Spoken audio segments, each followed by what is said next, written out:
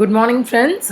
அன்அகாடமி சார்பாக இன்னைக்கு யூடியூப் செஷனில் நம்ம இன்றைக்கி என்ன பார்க்க போகிறோம் அப்படின்னாக்க, இந்த தமிழ் மீடியம் ரிசர்வேஷன் அப்படிங்கிற ஒரு கான்செப்ட், அதாவது பிஎஸ்டிஎம் ரிசர்வேஷன் அப்படிங்கிறது person studied in Tamil medium அப்படின்னு சொல்லுவோம். ஸோ இந்த ரிசர்வேஷன் பற்றின சில டவுட்ஸ், காமனான சில டவுட்ஸை தான் வந்து இன்றைக்கி நம்ம பார்க்க போகிறோம். ஓகேங்களா? ஸோ நம்ம ஏற்கனவே வந்து மெயின்ஸ் பற்றின ஒரு வீடியோ வந்து ஆல்ரெடி பார்த்துருக்கோம். மெயின் சிலபஸ் என்ன, அது எப்படி வந்து கட் ஆஃப் ஃபிக்ஸ் ஆகும், என்னென்ன மாதிரியான டீட்டெயில்ஸ் வந்து நம்ம மெயின்ஸ்க்கு ஃபாலோ பண்ணணும், என்னென்ன சப்ஜெக்ட்ஸ் இருக்குது, எத்தனை பேப்பர்ஸ் இருக்குது, அதெல்லாம் நம்ம ஆல்ரெடி பார்த்தோம். ஸோ இது வந்து என்ன அப்படின்னு பார்த்தீங்கன்னா, இந்த தமிழ் மீடியம் ரிசர்வேஷன் அப்படிங்கிறது உண்மையிலேயே யாருக்கு கொடுக்குறாங்க அப்படிங்கிறதுக்கான ஒரு லாஜிக் தான். ஸோ இதை வந்து ஃபுல்லாக பார்த்துடலாம். ஓகேங்களா? இப்போது ஆல்ரெடி வந்து பிஎஸ்டிஎம் ரிசர்வேஷன் அப்படிங்கிறது வந்து யாருக்கான ஒரு விஷயம் அப்படின்னா, ஒரிஜினலாக நம்மளோட கல்வி முறையில் வந்து பார்த்திங்கன்னா 10 + 2 + 3 அப்படிங்கிறது தான் வந்து ஒரு அங்கீகரிக்கப்பட்ட ஒரு கல்வி முறையாக இருக்குது இப்போதைய வரைக்கும். அதாவது புதிய கல்விக் கொள்கைக்கு முன்னாடி வரைக்கும் இதுதான். ஸோ 10வது 12வது அதுக்கப்புறம் காலேஜ் மினிமம் 3 வருஷம் அப்படிங்கிறது தான் நம்மளோட பேட்டர்னாக இருந்தது. ஸோ காம்படேட்டிவ் எக்ஸாம் அப்படின்னு சொல்லக்கூடிய போட்டித் தேர்வுகளுக்கு தயாராகும் பொழுது, அதுவும் டிஎன்பிஎஸ்சியில் வந்து தமிழ்நாடோட ரூல்ஸ் என்ன அப்படின்னு பார்த்தீங்கன்னா, தமிழ் வழியிலேயே பயின்றவர்களுக்கு சிறப்பு இடஒதுக்கீடு வந்து கொடுத்துருந்தாங்க. இது எப்படி கொடுத்தாங்க, யாருக்கு கொடுத்தாங்க அப்படின்னாக்க, எல்லாருக்கும் காமனாக வந்து 10th வரைக்கும் தமிழுங்கிறது ஒரு லாங்குவேஜாக இருக்கும், அந்த அடிப்படையில் கொடுத்தாங்களா, அல்லது வந்து காலேஜில் தமிழ் எடுத்து படித்தவங்களுக்கு கொடுத்தாங்களா, இல்லைன்னா வந்து +2 வரைக்கும் தமிழ் மீடியமில் படித்தவங்களுக்கு கொடுத்தாங்களா, இந்த கன்ஃபியூஷன் நிறைய பேருக்கு இருக்குது. ஸோ அதை தான் இன்றைக்கி நான் கிளியர் பண்ண போகிறேன். ஃபர்ஸ்ட் என்ன அப்படின்னு பார்த்தீங்கன்னா, குரூப் 1, குரூப் 2, குரூப் 4 இந்த மூன்றுடைய குவாலிஃபிகேஷன்ஸ் அப்படின்னு ஒன்று இருக்குது. ஸோ இந்த குவாலிஃபிகேஷன்ஸை ஃபஸ்ட்டு பார்த்துடலாம். இப்போ குரூப் 1 அப்படின்னா மினிமமாக டிகிரி படிச்சிருக்கணும். குரூப் 2க்கும் பார்த்தீங்கன்னா டிகிரி படிச்சிருக்கணும். குரூப் 4 அப்படின்னா 10th படிச்சிருந்தாலே போதுமானது அப்படின்னு இருக்குது. அப்போது இந்த தமிழ் மீடியம் ரிசர்வேஷன் எப்படி கொடுத்தாங்க அப்படின்னு பார்த்தீங்கன்னாக்க, உங்களுடைய தேர்வு, நீங்கள் விண்ணப்பிக்கக்கூடிய தேர்வு எந்த குவாலிஃபிகேஷனை எதிர்பார்க்குதோ, என்ன தகுதியை எதிர்பார்க்குதோ, அந்த தகுதி வரையிலும் தமிழ் மீடியமில் படிச்சிருக்கணும். ஃபார் எக்ஸாம்பிள், நீங்கள் குரூப் 4 எழுதுறீங்கன்னு வச்சுக்கோங்களேன். குரூப் 4க்கு 10th தான் குவாலிஃபிகேஷன் அப்படின்னா, 10th வரையிலையும் நீங்கள் தமிழ் மீடியமில் படிச்சிருந்தீங்கன்னா நீங்கள் எலிஜிபிள் ஃபார் பிஎஸ்டிஎம். சரிங்களா? Person studied in Tamil medium reservation. இல்லை குரூப் 1 அப்ளை பண்ணுறீங்கன்னா டிகிரி வந்து குவாலிஃபிகேஷன். நல்லா புரிஞ்சுக்கோங்க, டிகிரி வரைக்கும் தமிழ் மீடியம்னு அவங்க சொல்லியிருக்க மாட்டாங்க. அட்லீஸ்ட் டிகிரி தமிழ் மீடியமில் படிச்சிருக்கணும். ஓகேங்களா? இது எப்படி வந்து மிஸ்யூஸ் பண்ணப்பட்டது அப்படின்னா, கடந்த வருடங்களில் நிறைய பேர் என்ன பண்ணிடுவாங்கன்னா, இந்த பிஎஸ்டிஎம் ரிசர்வேஷனுக்காக தனியாக வந்து டிகிரி முடித்ததுக்கப்புறம், இப்போ ஃபார் எக்ஸாம்பிள் என்ஜினியரிங்கோ இல்லை வந்து ஏதோ ஒரு டிகிரி முடித்ததுக்கப்புறம் தனியாக தமிழ் மீடியமில் ஒரு டிகிரி அப்ளை பண்ணி, தமிழ் வழியில் ஒரு டிகிரி அப்ளை பண்ணி படித்து முடிச்சுருவாங்க. +2 வரைக்கும் அவங்க இங்கிலீஷ் மீடியமில் கூட படிச்சிருக்கலாம், டிகிரி இங்கிலீஷ் மீடியத்தில் கூட படிச்சிருக்கலாம். ஆனால் அந்த பர்டிகுலர் டிகிரியை மட்டும் தமிழ் மீடியமில் படிச்சிருவாங்க. இது எப்படி மேம், நீங்கள் தானே சொன்னீங்க அந்த குவாலிஃபிகேஷன் வரைக்கும் வரணும்ல அப்படின்னா, நல்லா தெளிவாக புரிஞ்சுக்கோங்க, அந்த குவாலிஃபிகேஷன் மட்டும் தமிழில் படித்தா போதுமானது. ஓகேங்களா? அப்போ குவாலிஃபிகேஷனுக்கு பிஜி டிகிரி கேட்டிருக்காங்கன்னா, நீங்கள் யூஜி வரைக்கும் இங்கிலீஷ் மீடியமில் படிச்சுட்டு பிஜி டிகிரி மட்டும் தமிழ் மீடியமில் பண்ணினாலே போதுமானது அப்படின்னு சொல்லிட்டு இருந்தாங்க. இப்போ அதை மாற்றும் வகையில் இந்த வருஷத்துலேருந்து சட்டம் கொண்டுட்டு வந்திருக்காங்க. ஆனால் அது இன்னும் அப்ளை ஆகலை. என்ன அப்படின்னா, ஆரம்பத்திலிருந்தே தமிழ் வழி கல்வியில் படிச்சிருந்து கேட்கப்பட்டிருக்கிற குவாலிஃபிகேஷன் வரைக்கும் தமிழில் படிச்சிருந்தா மட்டும்தான் உங்களுக்கு பிஎஸ்டிஎம் அப்படின்னு சொல்லக்கூடிய person studied in Tamil medium reservation கிடைக்கும் அப்படின்னு சொல்லியிருக்காங்க. அது இன்னும் நடைமுறைக்கு வரலை, அதை ஞாபகம் வச்சுக்கோங்க.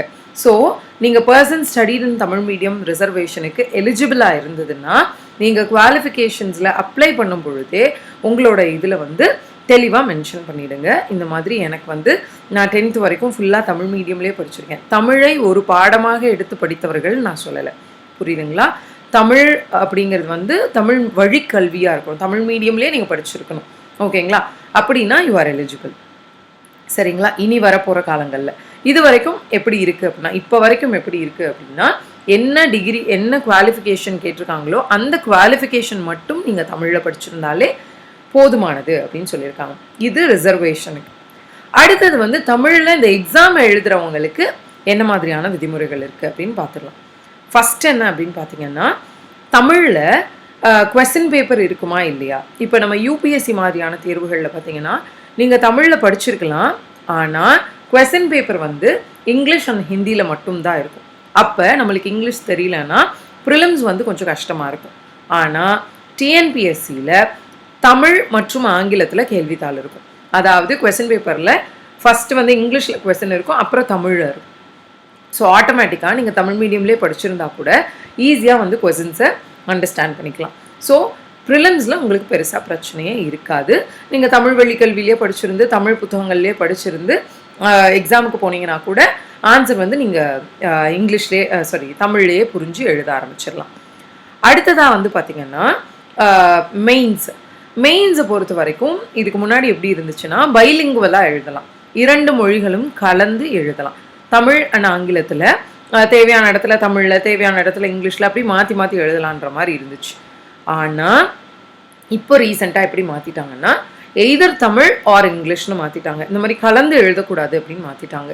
ஸோ நீங்கள் தமிழ் மீடியம்லேயே எழுதுறீங்க அப்படின்னா கலைச்சொற்களை மட்டும் சைடில் வந்து ஆங்கிலத்தில் மென்ஷன் பண்ணணும். ஃபார் எக்ஸாம்பிள் என்னென்னு சொல்லுவோன்னா சயின்டிஃபிக் டேர்ம்ஸ் அப்படின்னு சொல்லுவோம், இல்லைன்னா வந்து அந்த பர்டிகுலர் டெக்னிக்கல் டேர்மை மட்டும் நீங்கள் வந்து இங்கிலீஷில் சைடில் மென்ஷன் பண்ணலாம், திருத்துறவங்களுக்கு ஈஸியாக இருக்கிற விதத்தில். ஓகேங்களா. இப்போ இதில் இன்னொரு டவுட் என்ன அப்படின்னு பார்த்தீங்கன்னா, இப்போ இங்கிலீஷ் மீடியம்லேயே வரிசையாக எழுதிட்டு வரவங்க தமிழ் சொசைட்டின்னு ஒரு பேப்பர் இருக்கும், தமிழ் சமூக வரலாறு அப்படின்னு ஒரு பேப்பர் இருக்கும். அதை நான் இங்கிலீஷில் எழுதணுமா தமிழில் எழுதணுமா அப்படிங்கிற ஒரு டவுட் இருக்கும். அதை நீங்கள் எந்த மொழியில் வேணாலும் எழுதலாம். ஓகேங்களா. மற்ற எல்லா சப்ஜெக்ட்டுக்கும் இந்த தமிழ் ஆர் இங்கிலீஷ் அப்படிங்கிறது பொருந்தும். ஆனால் தமிழ் சொசைட்டிக்கு மட்டும் நீங்கள் சூஸ் பண்ணிக்கலாம், எய்தர் தமிழில் எழுதலாம் அல்லது ஆங்கிலத்தில் எழுதலாம். நான் எல்லா சப்ஜெக்டையும் தமிழில் எழுதுகிறேன், தமிழ் சொசைட்டி மட்டும் இங்கிலீஷில் எழுதுகிறேன், அது உங்கள் சாய்ஸ். அதே மாதிரி எல்லா சப்ஜெக்டும் இங்கிலீஷில் எழுதுகிறேன், தமிழ் சொசைட்டி மட்டும் தமிழில் எழுதிக்கிறேன், அதுவும் உங்களோட சாய்ஸ் தான். ஓகேங்களா. ஸோ இது ஒரு பக்கத்தில். இதில் வந்து இந்த ஸ்கோரிங் பிரச்சனை இருக்குமா, நான் வந்து தமிழ்லேயே எழுதுனா எனக்கு வந்து ஸ்கோரிங் நல்லா இருக்குமா, இங்கிலீஷ்லேயே எழுதுனா ஸ்கோரிங் நல்லா இருக்குமா, இது வந்து ஒரு தம் ரூல் கிடையாது, ஒரு நிரூபிக்கப்பட்ட உண்மையெல்லாம் கிடையாது, ஒரு அசம்ஷன் தான். ஓகேங்களா. ஸோ அதை வச்சு நீங்கள் வந்து எதையும் முடிவு பண்ணாதீங்க. உங்களுக்கு எதில் கான்ஃபிடென்ஸ் இருக்கோ அந்த மொழியை சூஸ் பண்ணி எழுதுங்க. எனக்கு தமிழில் வந்து நிறைய எழுத்துப்பிழை வரும், எனக்கு வந்து ஒழுங்காக எழுத வராது, ஹேண்ட் ரைட்டிங் நல்லா இருக்காது, நிறைய கிராமட்டிக்கல் எரர்ஸ் வரும் அப்படின்னா நீங்கள் கஷ்டப்பட்டு தமிழில் எழுதி உங்களுடைய கண்டென்ட்டோட மரியாதையும் குறைச்சிடக்கூடாது. இல்லை எனக்கு இங்கிலீஷ் நல்லா வரும், என்னால் வந்து இதை அழகாக இங்கிலீஷ்லேயே கன்வே பண்ண முடியும்னா அந்த கான்ஃபிடென்ஸ் தான் மேட்டர்ஸ். எந்த மொழியில் எழுதினாலும் பாஸ் ஆகிறது அப்படிங்கிறது வந்து கண்டென்ட்டை பொறுத்தது தான். ஸோ அந்த மாதிரி ஒரு முடிவை வந்து நீங்கள் வெறும் அசம்ஷன் பேஸ் பண்ணி எடுக்கக்கூடாது.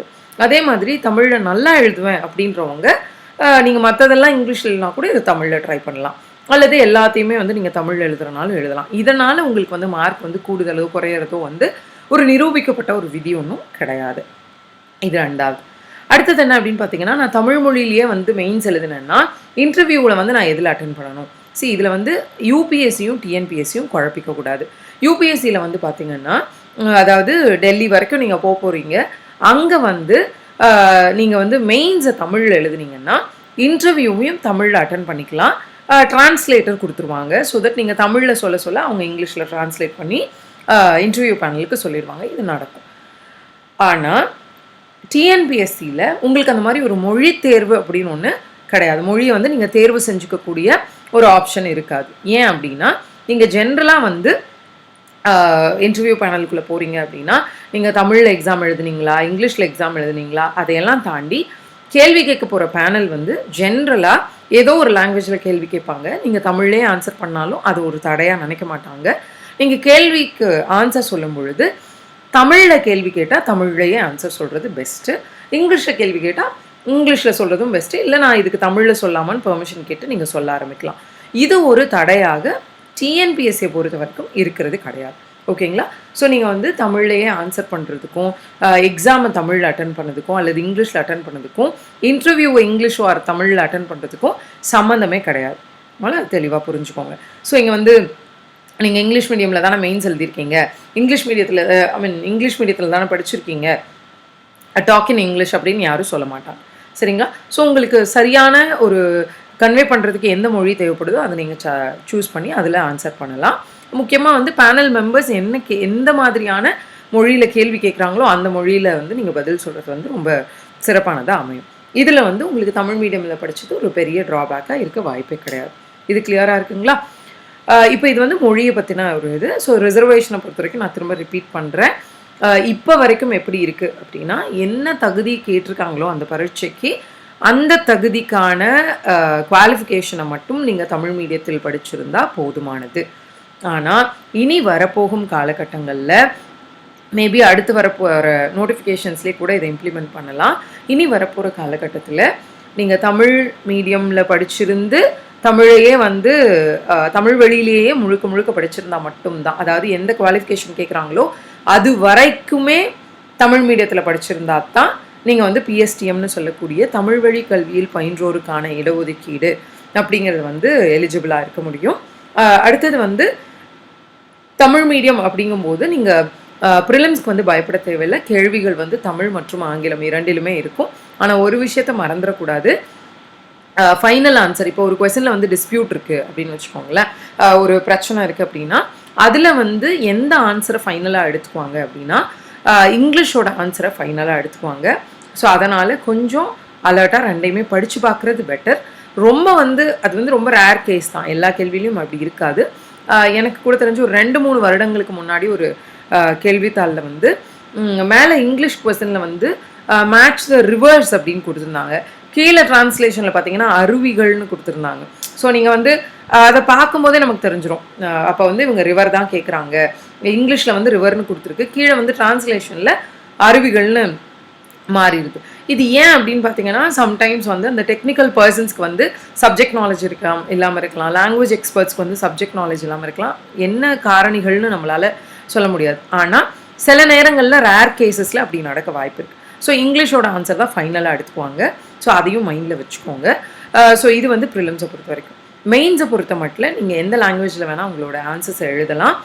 நீங்கள் தமிழில் எழுதுறீங்கன்ற பட்சத்தில் ஒரு எக்ஸ்ட்ரா விஷயம் என்ன அப்படின்னா, நீங்கள் சீக்கிரமாக குயிக்காக உங்கள் மைண்டில் வரதெல்லாம் எழுதிட்டே போகலாம். ஆனால் இந்த கழை சொற்களை வந்து ப்ராக்கெட்டில் வந்து இங்கிலீஷில் எழுதுறது வந்து ரொம்ப சிறப்பானதாக இருக்கும்.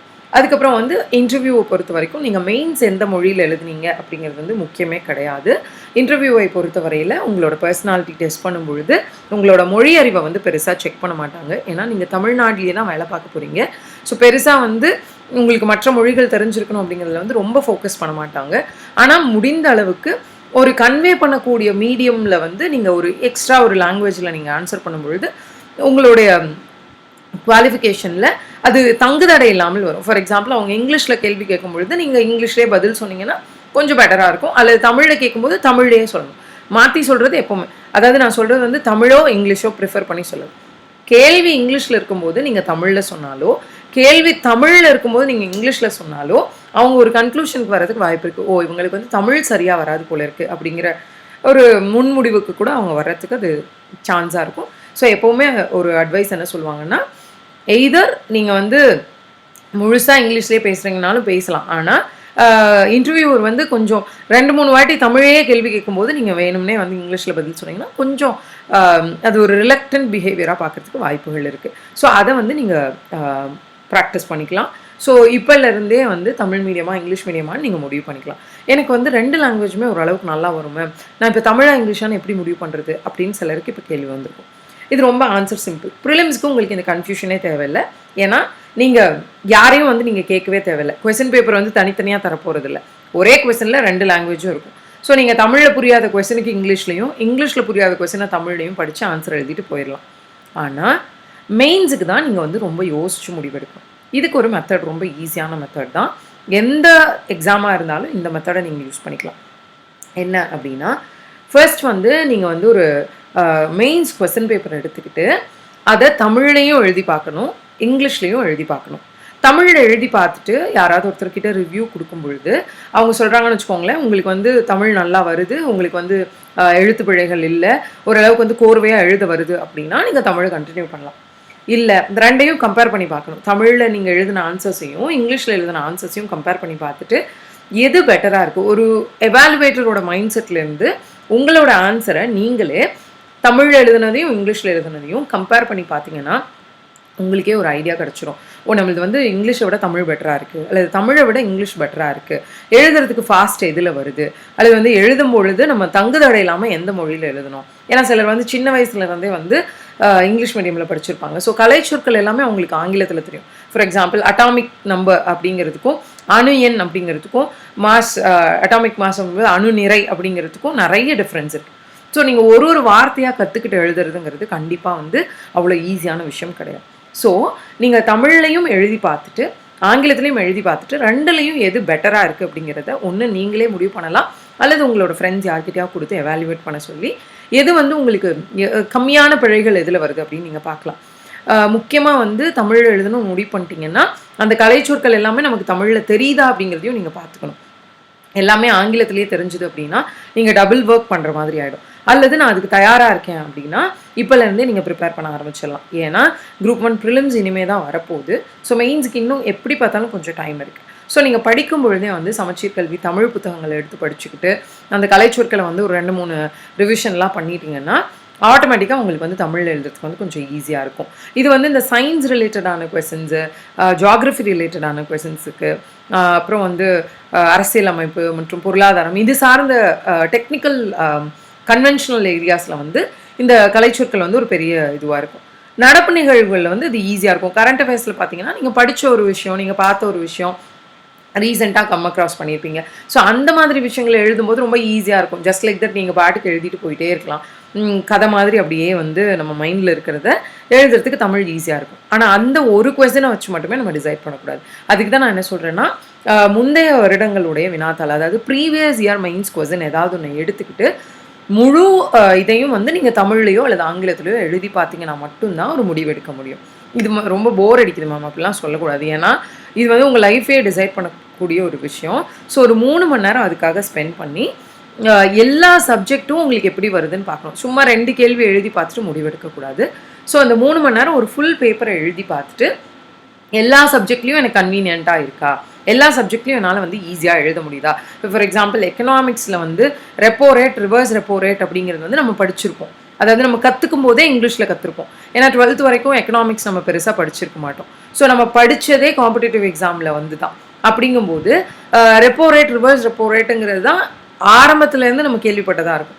அது திடீர்னு தமிழாக்கம் பண்ணி எழுதுறது வந்து நம்மளுக்கு முடியாத காரியமாக இருக்கும். அப்போ நீங்கள் எய்தர் அந்த தமிழ் சொற்களை கற்றுக்கிறதுக்கு எஃபர்ட் எடுக்கணும், இல்லைன்னா இங்கிலீஷ் கொஞ்சம் நல்லா கற்றுக்கிட்டு எழுதணும். ரெண்டில் ஏதாவது ஒன்று முடிவெடுக்கிறதுக்கு நீங்கள் இந்த மெத்தடை யூஸ் பண்ணிக்கிறது தான் பெஸ்ட்டு. மொத்தமாக 3 மணி நேரம் உட்காந்து முழு பேப்பரையும் எழுதி பார்த்துட்டு கலைச்சொற்கள் எல்லாம் வருதா, ஃப்ளோ வருதா, ஃபாஸ்ட்டாக எழுத வருதா, கேள்விக்கான பதிலை வந்து நம்மளால் சரியாக அந்த ஸ்பேஸ்க்குள்ளே கொடுக்க முடியுதா, இது எல்லாத்தையும் செக் பண்ணி பார்த்துட்டு நீங்கள் ஒரு எவாலுவேஷன் பண்ணிவிட்டு உங்கள் ஃப்ரெண்ட்ஸ் அல்லது உங்களோட மென்டார்ஸ் யார்கிட்டையாவது கொடுத்து அதை ரிவ்யூ பண்ணிவிட்டு தமிழ் பெட்டரா இங்கிலீஷ் பெட்டரான்னு பார்த்துட்டு ரொம்ப முக்கியமான விஷயம் என்னென்னா நீங்கள் குழப்பத்தில் இருக்கும்போது 2லேயுமே அந்த எக்ஸாமை எழுதி முடிக்கணும். புரியுதுங்களா? வெறுமனே தமிழ் எழுதிட்டு நல்லா இருக்கா அப்படிங்கிறது வேற, கம்பேர் பண்ணி பார்க்கணும். எனக்கு தமிழ் மட்டும்தான் வரும் மேம் அப்படிங்கிறவங்களுக்கு பிரச்சனையே கிடையாது. அழகாக தமிழில் படித்து தமிழ்லேயே எழுதிட்டு போயிடலாம்.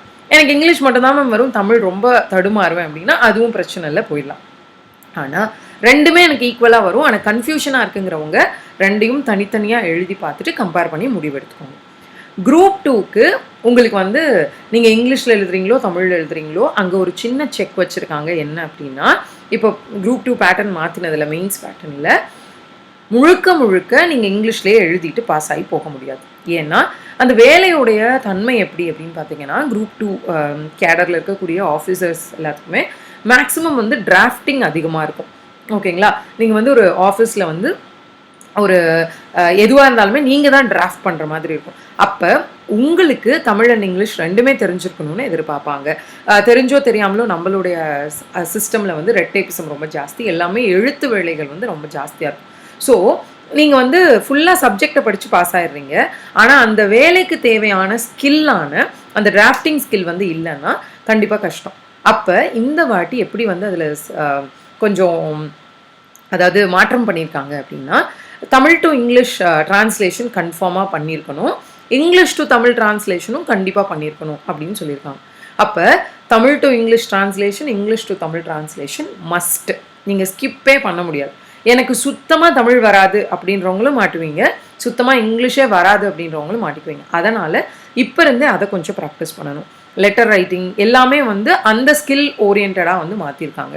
ஸோ தமிழே சுத்தமாக வராதவங்க இனிமேல் அதை ப்ராக்டிஸ் பண்ண ஆரம்பிங்க. குரூப் 2க்கு ப்ரிப்பேர் ஆகிறவங்க, அதே மாதிரி குரூப் 2க்கு ப்ரிப்பேர் ஆகிறவங்க இங்கிலீஷ் வரலைனாலும் அந்த டிரான்ஸ்லேஷன் பார்ட்டை கொஞ்சம் நல்லா படிக்க ஆரம்பிங்க. திருக்குறள் ஒரு மெயின் ஏரியாவாக இருக்க போகுது. ஸோ நீங்கள் தமிழே வரலைனாலும் அது கண்டிப்பாக படித்து தான் ஆகணும். ஸோ அதெல்லாம் மைண்டில் வச்சுக்கிட்டு உங்களுடைய எக்ஸாமுக்கு ப்ரிப்பேர் ஆகும்போது குரூப் 2 மெயின்ஸையும் ஒரு ஓரத்தில் அதுக்கான ப்ரிப்பரேஷனையும் தனியாக பண்ணுங்கள். ரைட்டா? ஸோ தமிழ் அண்ட் இங்கிலீஷ் ரெண்டுமே நல்லா வரவங்களுக்கு இது பிரச்சனை கிடையாது. குரூப் 2 பொறுத்த வரைக்கும் பிரச்சனை கிடையாது. ஆனால் எய்தர் ஒன் லாங்குவேஜ் வரவங்களுக்கு இது ஒரு பெரிய ரிஸ்க். ஸோ அதனால் அதை கொஞ்சம் இப்போ இருந்தே ஃபோக்கஸ் பண்ண ஆரம்பிங்க. ஏன்னா குரூப் 2 மெயின்ஸுக்கு வந்து கண்டென்ட் வைஸ் ரொம்ப கம்மி தான். இப்போ குரூப் 1க்கு வந்து நீங்கள் 9 சப்ஜெக்ட் படிக்கணும். நம்ம போன வீடியோவில் பார்த்த மாதிரி பாலிட்டி படிக்கணும், எக்கனாமிக்ஸ் படிக்கணும், environment, geography, Tamil society, history, அப்புறம் வந்து social issues, mental ability, science and tech எல்லாமே படிக்கணும்.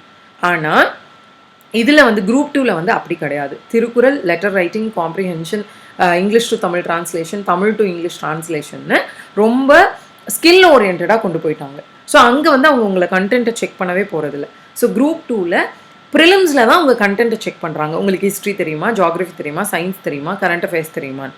ஆனால் குரூப் 2 மெயின்ஸை பொறுத்த வரைக்கும் அப்படி எதையுமே செக் பண்ண போகிறது கிடையாது. வெறும் ஸ்கில் ஓரியன்ட். டிரான்ஸ்லேஷன் தெரியுதா, லெட்டர் ரைட்டிங் தெரியுதா, டிராஃப்டிங் வருதா, ஒரு விஷயத்தை வந்து அவங்களால ஃப்ரம் த பிகினிங் டு, அதாவது ஹிண்ட் டெவலப்மெண்ட்னு சின்ன வயசில் நம்ம படிச்சிருப்போம்.